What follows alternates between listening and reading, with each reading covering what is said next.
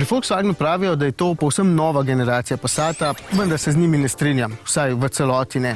Predvsem ne zato, ker je osnovna linija in večina notranjosti ostala enaka, malce spremenjeni žarometi in oba odbijača, pa bolj kličeta po prenovi kot po dejansko novi generaciji.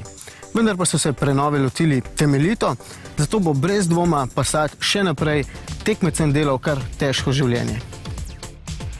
Zgodba s Passatom je podobna tisti z Golfom.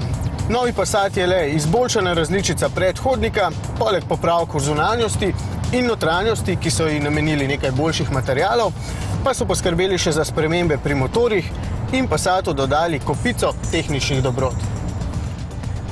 Po prvih nekaj kilometrih tukaj v okolici Barcelone lahko povem, da je občutek med vožnjo opazno boljši. Delovno okolje je nekoliko bolj elegantno, predvsem pa se mi zdi tudi bolj tiho in uglajeno. Vozim dvolitrskega dizla, ki ustreza Euro 5 normativom, kot tudi vsi ostali motorji. Poleg njega so na voljo še 3 dizelski agregati in 4 bencinski, prav pri vsakem od njih pa si lahko omislite DSG samodejni menjalnik z izjemo 1,6 litrskega TDI-ja. Vsi motorji so tudi čistejši in prav vsem so uspeli znižati tudi porabo, nekaterim celo do 18%. Pa tehnikalije. Od Golfa je Passat podedoval sistem DCC, s katerim lahko po trdoti nastavljate vzmetenje.